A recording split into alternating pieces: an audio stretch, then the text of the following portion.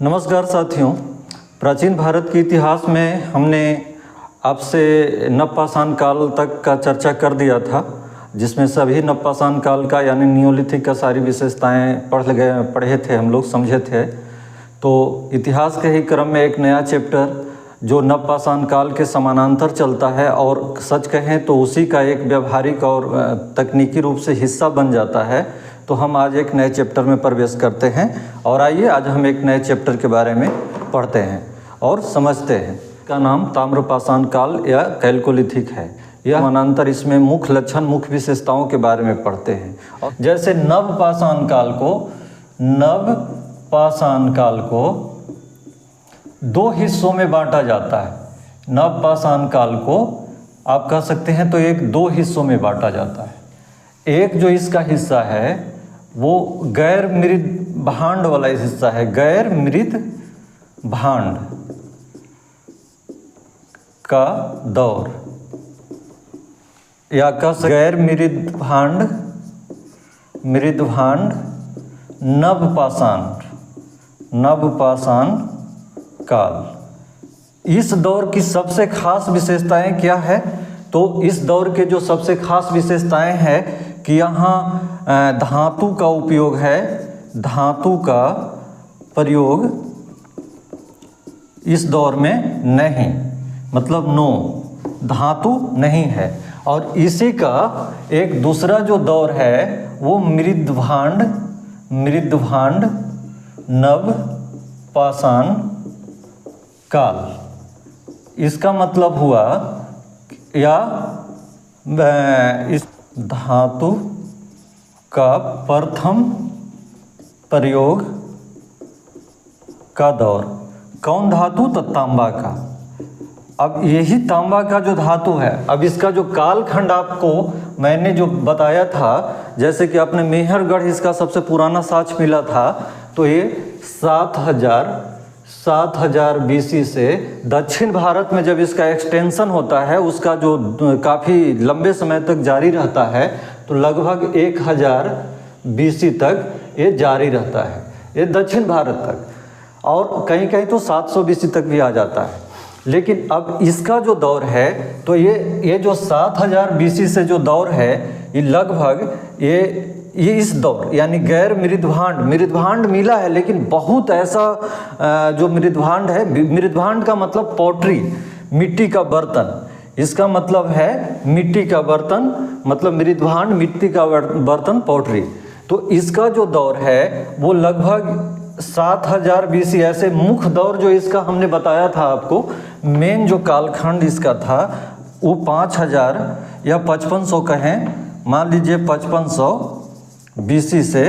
इतिहासकारों द्वारा अलग अलग मत है, लेकिन सामान्यतः इस पर है तो 3000 BC तक इसका जो है माना जाता है कि इस वाला दौर का रहा। और यही जो दौर है, यहाँ जो मृदभांड वाला जो दौर आ जाता है, इसका इतिहासकारों ने 3500 BC से लेकर के, और इसका 3 चरण है। तो अंतिम जो चरण है वो 1000 BC तक, स्पेशली दक्षिण भारत में, ये जो है दक्षिण भारत में चला आता है। तो इसी का जो है वो 3 चरण है। ये इसी दौर को हम क्या कहते हैं? ताम्रपाषाण काल कहते हैं। आप बात समझ गए? इसको नवपाषाण काल, इसको ताम्रपाषाण काल कहते हैं। इसको ताम्रपाषाण काल कहते हैं, इसी दौर को। ये कंप्लीट। अब ये जो दौर है 3500 से 1000, इसके भी 3 चरण है। ये अकेले नहीं है।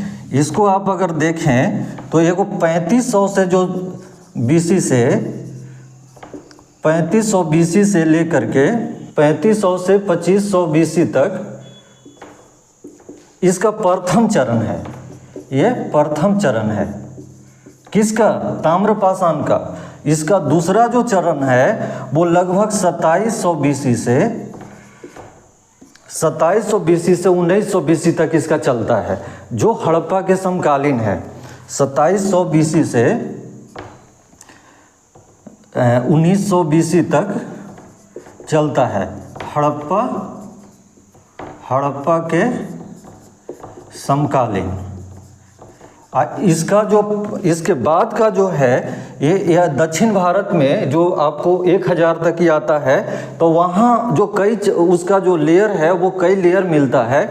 उसी लेयर में उसको वहाँ से जब शुरू होता है तो लगभग 2500 BC से 1000 BC तक।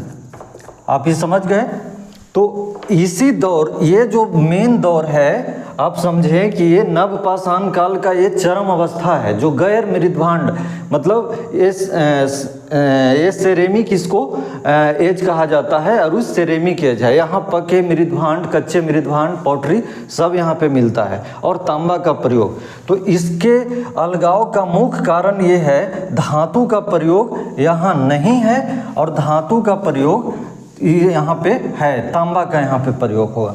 तो आप समझ गए कि नवपाषाण काल को किस तरह से बांटा गया है। तो नवपाषाण काल का ही एक जो समानांतर चरण है वो ताम्रपाषाण काल है, जिसको कैल्कोलिथिक कहते हैं। अब इसी के क्रम से इसका अन्य नाम क्या है, इसका आप अब यहाँ से आप समझ जाएं कि 3 चरण है। प्रथम चरण, दूसरा चरण और एक तीसरा चरण। तो हम यहाँ बात प्रथम चरण का करेंगे, यानी ये 3500 BC से 2500 BC का हम इस क्लास में अभी बात हो गया। ये हड़प्पा का समकालीन है जिसमें पढ़ाएंगे, ये सबसे लास्ट है इसका, ठीक है। तो ये 3500 BC का इसका अन्य नाम है, अन्य नाम इसको कह सकते हैं नवपाषाण ताम्र चरण, या फिर इसका दूसरा नाम आप कह सकते हैं पाषाण ताम्र चरण। मतलब पाषाण, इसी को उलट करके, कुछ इसमें अंतर नहीं है, पाषाण ताम्र चरण। इसका मतलब क्या हुआ कि इस दौर में, यानी इस दौर में क्या हुआ कि तांबा प्लस पाषाण यानी स्टोन, ये दोनों का प्रयोग साथ साथ चलते रहा इस दौर में, जो ताम्रपाषाण काल में। इसलिए ताम्र प्लस पाषाण है, तांबा प्लस पाषाण, यानी तांबा धातु का प्रयोग प्लस स्टोन यानी पत्थर का प्रयोग। तो यही इस दौर है, और इसका कालखंड जो है यहाँ है। ये दूसरा जो आता है ये हड़प्पा के समकालीन है, ये हड़प्पा से जुड़ा हुआ है। ये तीसरा है जो हड़प्पा के बाद वाला है, यानी इसके पतन के बाद का जो चरण है, जो 1000 BC तक आता है। इसको इतिहासकारों ने तकनीकी रूप से, तकनीकी का मतलब है कि जो वहाँ लक्षण पाए गए हैं उसके आधार पे इस दौर को प्री हड़प्पा के रूप में कहते हैं। जो आप सिंधु घाटी सभ्यता पढ़ते हैं ना, तो इतिहासकारों का कहना है कि इसी का ये प्रारंभिक रूप है, ये प्रथम चरण है जो इसी का प्रारंभिक रूप है। और ये जब विकसित हुआ, गांव और कस्बा से आगे बढ़ते हुए जब विकास हुआ कृषि का और सब चीज़ों का, पशुपालन का, तो यहाँ एक नगरीकृत सभ्यता विकसित ले ली। और नगर के बाद ये भी नगर एक दौर के बाद मतलब 1000 साल तक जिंदा रहा, उसके बाद इसका भी पतन हो गया, तो फिर ग्रामीण सभ्यता आ गई। और ये तीसरा चरण फिर उसके पतन के बाद वाला है। तो तकनीकी रूप से, यानी जो चीज़ें यहाँ मिली है, जो उसका दौर है और जैसी उसकी लक्षण है, उसके आधार पर ही हड़प्पा का प्रारंभिक रूप है। इसलिए इसको प्री हड़प्पा के नाम से भी जाना जाता है। इसको प्री हड़प्पा के नाम से भी जाना जाता है। और इसको हड़प्पा और इसको पोस्ट हड़प्पा, इसके सामने पोस्ट हड़प्पा, इसको पोस्ट हड़प्पा यानी हड़प्पा के बाद का दौर। ये मेन हड़प्पा यानी सिंधु घाटी सभ्यता का। तो ये बात को आप समझ गए। और यह संस्कृति हड़प्पा से एक और इसके साथ है कि ये संस्कृति ऐसा क्यों है, तो ये जो हड़प्पा संस्कृति है सिंधु नदी के आसपास चारों तरफ तो फैली ही, लेकिन ये संस्कृति जो है, जो बाद वाला, वो दक्षिण भारत तक फैली हुई है, जो हड़प्पा से दक्षिण भारत का कोई संबंध नहीं है। और ये संस्कृति है जो सिंधु नदी से भी बहुत आगे तक फैली हुई है, जैसे अफगानिस्तान में भी है, दक्षिण पूर्वी अफगानिस्तान में। और उसके बाद कहिए तो पाकिस्तान का क्वेटा वाला, बलूचिस्तान वाला क्षेत्र में फैला हुआ है। तो ये भी एक अलग थलग संस्कृति के रूप में फैली हुई है। तो इसीलिए ये दोनों अलग अलग दौर में माना जाता है। तो इसके वजह से इतिहासकारों का कहना है कि यह संस्कृति जो है मतलब ताम्रपाषाण काल हड़प्पा के समानांतर है और हड़प्पा के पूर्व भी है, लेकिन ये अलग थलग थी, कहीं कहीं साथ थी। उसके बाद इस संस्कृति में एक और बात, हड़प्पा आप जानते हैं कि ये किस लिए, तो कांसा के लिए ये मशहूर है। कांसा का यहाँ है और यहाँ क्या है, तो तांबा का। ये जो दौर है यहाँ तांबा का पहली बार प्रयोग प्रथम चरण में ताम्रपाषाण काल में आ गया। तो कांसा यहाँ भी मिलता है, लेकिन बहुत घटिया किस्म का कांसा मिलता है, ये आप जानें। बहुत मतलब उसका क्वालिटी लो क्वालिटी का है, मतलब बेस्ट क्वालिटी नहीं है। उसके बाद इस चरण में सिंधु के अंदर और बाहर, मतलब ये जो दौर है इसमें ताम्रपाषाण काल में सिंधु के अंदर वाले यानी सिंधु वाले क्षेत्र में भी कुछ ऐसे साइट हैं, कुछ ऐसी संस्कृति विकसित हुई और उसके बाहर भी। तो सिंधु के जगह पे जो विकसित हुए नदियों के किनारे सिंधु के, जिसमें आमरी, कोटदीजी ये सब साइट थे, लेकिन बाहर में अफ़गानिस्तान मुंडी गाक वाला कल्चर है, क्वेटा है, झोब है, ये सब है। तो इसलिए इसको इस आधार पे इसको फर्क किया जाता है। यहाँ तक बात आप समझ गए। अब आ जाइए इसके आगे कि ये संस्कृति कहाँ कहाँ फैली हुई थी। ये संस्कृति जो है ये कहाँ कहाँ फैली हुई थी। इस संस्कृति का मानचित्र पर प्रदर्शन।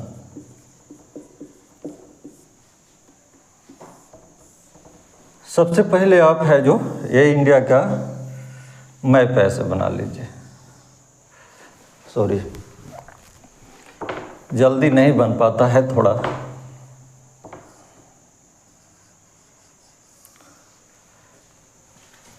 इसको आपको हम मिटा देते हैं, मैप कर देते हैं शॉर्ट में। तो आप यहाँ से आप मान लें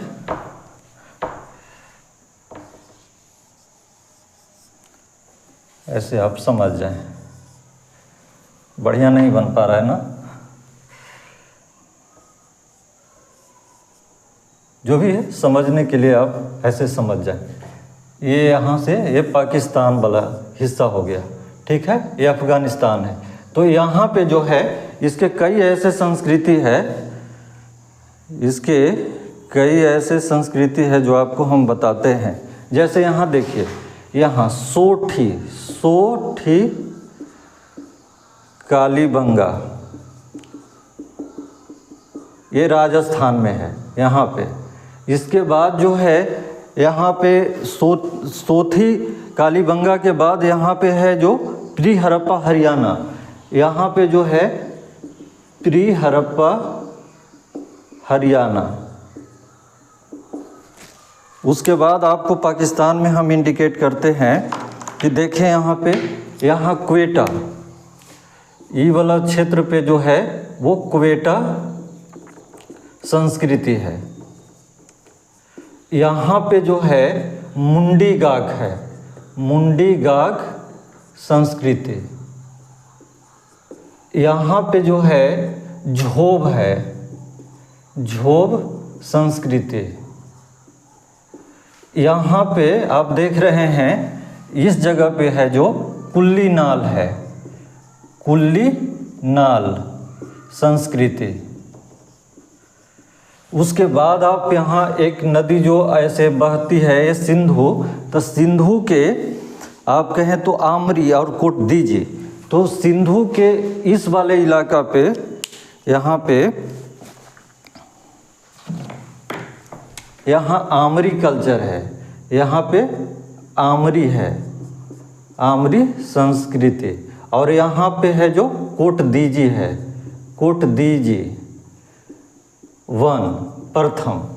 उसके बाद आप प्री हड़प्पा पंजाब संस्कृति, पंजाब संस्कृति। तो इतिहासकारों का यही कहना है कि जब ये संस्कृति जो फैली, ये संस्कृति आप देखें, ये राजस्थान में, भारत में, ये हरियाणा में, कहाँ हरियाणा में, ये राजस्थान में, भारत में। ये देखिए मुंडी गाक कहाँ है, तो दक्षिण पूर्वी अफगानिस्तान में है, ये अफगानिस्तान में है। ये क्वेटा पाकिस्तान में है जो एकदम लास्ट में है, और एक कुल्ली नाल जो मध्य बलूचिस्तान में है। ये झोप संस्कृति है जो उत्तरी कह सकते हैं उत्तरी पश्चिमी पाकिस्तान में है। और ये आमरी ये कोटदीजी सिंधु के पूर्वी तट पे है, आमरी जो है सिंधु के पश्चिमी तट पे है। और ये जो है एक यहाँ पे आप देख रहे हैं पीढ़ी हड़प्पा पंजाब, ये रावी नदी के तट पे और सिंधु के पूरब है। तो ये सब संस्कृति यहाँ पे विकसित हुई, और ये सारे जो संस्कृति विकसित हुई, संस्कृतियों में जिस तरह के लक्षण पाए गए, इसी लक्षण से अब फिर सिंधु सभ्यता, इसी एरिया में सिंधु सभ्यता ऐसे विकसित होता है जो लगभग राजस्थान, गुजरात को और थोड़ा सा महाराष्ट्र में भी देखा जाता है, तो ये विकसित होता है। तो प्री हड़प्पा यानी पीढ़ी हड़प्पा के पूर्व का ये ग्रामीण संस्कृति के रूप में जाना जाता है।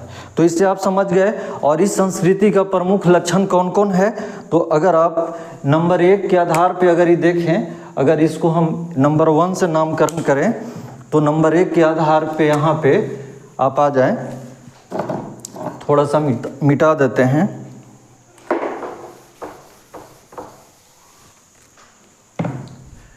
नंबर 1 में जो है वो मुंडी गाक में, यहाँ मुंडी गाक, यहाँ पे डेह मुरासी घुंडय, यही पूरा स्थल है, मतलब पूरा स्थल, इसके ये साइट है ये सब संस्कृति का।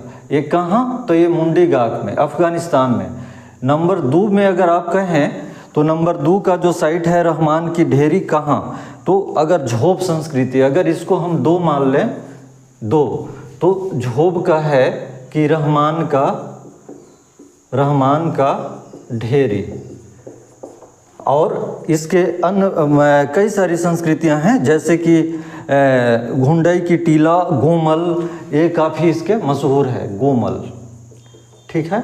उसी तरह से मैं एक आपको मैप के सहारे भी दूंगा, इस वीडियो में मैप भी एक चलेगा आपको। उसी तरह से आप अगर कहें तो कुल्ली नाल में जो है, कुल्ली में ही निंदोवारी आदि संस्कृति है, एडिथ शहर भी है। फिर है जो क्वेटा में जो है मेहरगढ़, कुल्ली, गुल मोहम्मद और दम सादात, स्याह सादात, अंजीरा। 5वां ये आमरी में जो है ये 5 नंबर पे, यहाँ केवल 5 में आमरी एक मशहूर है। उसके बाद सोठी कालीबंगा में ये कालीबंगा जो ये पूरा स्थल है। और प्री हड़प्पा पंजाब में यहाँ जो है बानावली और राखी गढ़ी यहाँ का साइट है। यहाँ का साइट जो है बानावली और राखी गढ़ी है। और प्री हड़प्पा पंजाब में जो एक साइट है वो जलीलपुर है, सराय खोला, और एक हड़प्पा भी है, इसको हड़प्पा के नाम से भी जाना जाता है। तो ये इसके महत्वपूर्ण साइट है जो आपको इसमें लिस्ट में मिल जाएगा।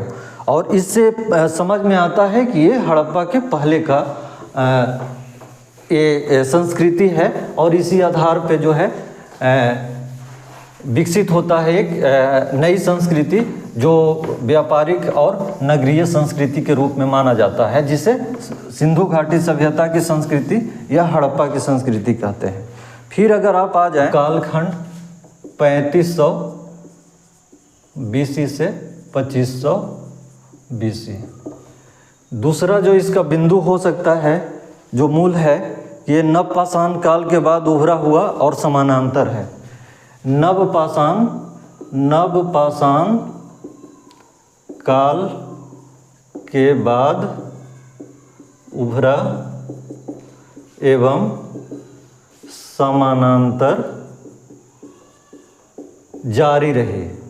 ये संस्कृति समानांतर जारी रही, नवपाषाण के बाद उभरा। तीसरा जो इसका प्रमुख बिंदु है कि तांबा यानी धातु का पहली बार प्रयोग, धातु यानी तांबा का पहली बार प्रयोग शुरू, इस संस्कृति में पहली बार प्रयोग शुरू। उसके बाद अगर आप कहें तो मकान और बस्ती में, मकान और बस्ती में कच्ची ईंटों का एवं प्रयोग तथा रक्षा प्राचीर यानी फोर्टिफिकेशन, रक्षा प्राचीर की प्रवृत्ति। फोर्टिफिकेशन का मतलब दुर्गीकरण, मतलब गांव को या कस्बे को घेरने वाला प्रवृत्ति शुरू हो गए। ये इसकी विशेषताएं हैं। और कृषि के विषय में अगर सोचें तो पहली बार कपास की खेती, हल बैल की कृषि, उसके बाद जो है इस दौर में आप कहें तो कृषि और पशुपालन साथ साथ, कृषि प्लस पशुपालन साथ साथ, ये पहली बार एक कपास भी और धातु में ये तांबा भी। और हल बैल, अभी तक हल बैल की खेती नहीं थी। आप नियोलिथिक में आपने पढ़ा था कि वहाँ पे जो है वो दूसरे तरीके से होत टेक्निक से खेती किए जाते थे, गड्ढे करके ज़मीन में बीज बोए जाते थे। यहाँ हल बैल की खेती शुरू हो गई। उसके बाद इसकी एक अन्य विशेषताएं हैं, सावधान तरीका, मतलब सावधान जो है गाड़ने का वो सब है, जैसे जलाना भी है, दफनाना भी है, आंशिक समाधान भी है और खुले में छोड़ना भी है, कलश में भी इसको दफनाना है। उसके बाद और इसके सबसे जो महत्वपूर्ण बात है कि इस दौर में मेरी मनकाकारी जो है, मनकाकारी का है मन का कांचली मिट्टी का, टेरिकोटा का, इसके से यहाँ पे मनकाकारी हो रहे थे। और एक किस लिए, तो एक आभूषण के लिए प्लस पशुओं को चिन्हित करने के लिए, पशुओं को चिन्हित करने के लिए ये मनकाकारी का उपयोग। उसके बाद ये मूर्तिकला, मरीन मूर्तिकला यानी मिट्टी का मूर्ति कला। इस दौर में जो है वो विधि क्या है, तो चिपकवा विधि, चिपकवा विधि। और इसके विषय विविध हैं, जैसे ये धार्मिक भी है, गैर धार्मिक भी है। इसमें मानव का भी चित्र है, मानव का भी है, पशु का भी है और पेड़ पौधे का है, जानवरों का है, सब तरह का चित्र है।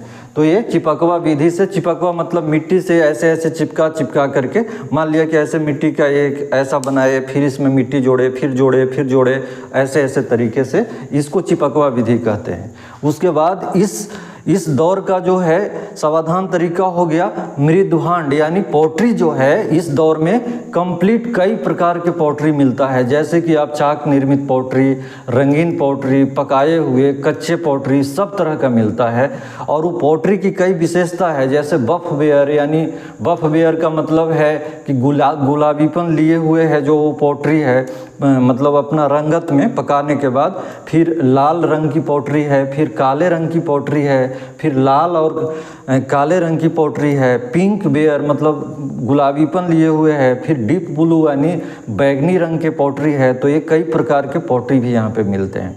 उसके बाद जो है ये जो मूर्ति कला है, इसकी एक सबसे बड़ी विशेषता है कि प्रोजेक्शन, यानी इसका जो जो डिजाइन है वो हड़प्पा में जिस तरह से जो मिला है ना मूर्तियाँ, उस तरह का डिजाइन है। तो इसीलिए इस आधार पे इतिहासकार कहते हैं कि इस दौर में जो है मतलब ताम्रपाषाण चरण 1 जो है हड़प्पा का पहली वाली दौर है।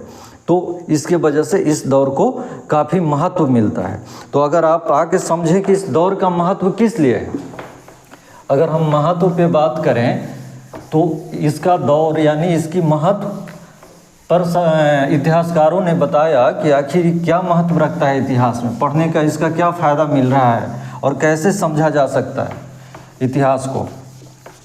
तो इसका जो मेन महत्व है दो तीन महत्व है। पहला, आप इसका महत्व क्या है?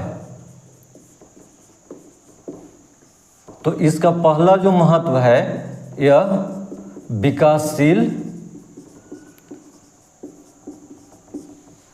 मानव की कहानी कहता है।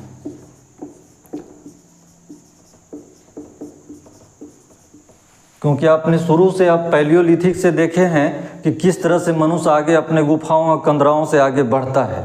तो ये एक सबसे महत्वपूर्ण है कि वहाँ से बढ़ते हुए कंदराओं से, पत्थर से होते हुए आज हल बैल की खेती और कृषि पद्धति पर आ गया है। सुंदर सा डिजाइन का वस्तुएं अपने लिए बना रहा है, पॉटरी बना रहा है। दूसरा जो इसका जो महत्व है इसका, वो हड़प्पा संस्कृति के देसी उद्गम विचार को, देसी उद्गम विचार की ओर संकेत करता है। और तीसरा जो इसके बिंदु हैं, ये देसी उद्गम विचार का मतलब ये हुआ कि हड़प्पा के बारे में बहुत सारे लोग जो है इतिहासकार कहते हैं कि ये जो है विदेशी संस्कृति भी है, चाहे कहीं दूसरे सुमेरियाइन संस्कृति से आया या ईरान या मेसोपोटामिया की तरफ से लोग आकर के बसे और बसाए। लेकिन ये चीज़ें इतिहास में कई विचारधारा है। जब हम लोग हड़प्पा पढ़ेंगे सिंधु सभ्यता तो जानेंगे। लेकिन ये जो ताम्रपाषाण प्रथम जो चरण आपको ये सारा मिला, जो मैप पे आप देखें, ये चरण आपको बता रहा है कि नहीं, हड़प्पा कहीं बाहर से नहीं, यहीं से आई, यही देसी संस्कृति है। तो इसके आधार पे पुष्ट होता है कि गांव कस्बा से होते हुए नगर निर्माण की ओर संकेत करता है। यानी गांव कस्बा से, गांव कस्बा से गुजरते हुए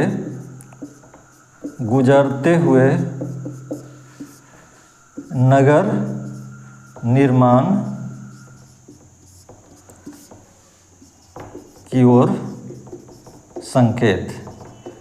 आप समझें, ये नगर जो निर्माण होगा वो बिना गांव कस्बा का नहीं होगा। इसका मतलब यही है, आज भी आप देख रहे हैं कि कहीं कहीं जो भी शहर बस रहे हैं वो गांव के आसपास, पहले वो गांव थे, गांव के पास जो है वो धीरे धीरे कुछ कस्बा टाइप के बसे और कस्बा से होते हुए फिर वो बड़े फैलते गए, फिर बड़े शहर में तब्दील हुए। तो आज जब आप देख रहे हैं कि विकास का ये दौर चल रहा है, तो बिना और गांव और कस्बा से गुजरे हुए नगर कैसे बच सकता है? यानी हड़प्पा जैसी सभ्यता और मोहनजोदड़ो जैसी सभ्यता, शहर कैसे मिल सकता है? तो ये सब जो है, कालीबंगा, ये सब शहर का निर्माण कहीं न कहीं गांव से गुजरते हुआ है, होते हुए हुआ है। यही इसकी विचारधारा है। तो प्रथम चरण जो है ये, इसका महत्व इस 3 कारण से सबसे बड़ी है कि विकासशील मानव की कहानी कहता है, हड़प्पा के उद्गम विचार को पुष्ट करता है और इसको नगर निर्माण की ओर संकेत करता है। तो इस क्लास में आज इतना ही। और इसके दूसरे जो चरण है, जिसको कैल्कोलिथिक या ताम्रपाषाण चरण 2 कहेंगे, वो हड़प्पा के समकालीन है, तो इसलिए हड़प्पा के साथ पढ़ेंगे। और इसके तीसरे जो चरण है लास्ट, पोस्ट हड़प्पा का बाद का, जिसको ताम्रपाषाण चरण 3 कहेंगे, तो वो उसे हम इसके नेक्स्ट क्लास में देखेंगे। तो इस वीडियो को इस क्लास समाप्त करता हूँ और फिर आपसे मिलता हूँ अगले क्लास में। धन्यवाद, थैंक यू।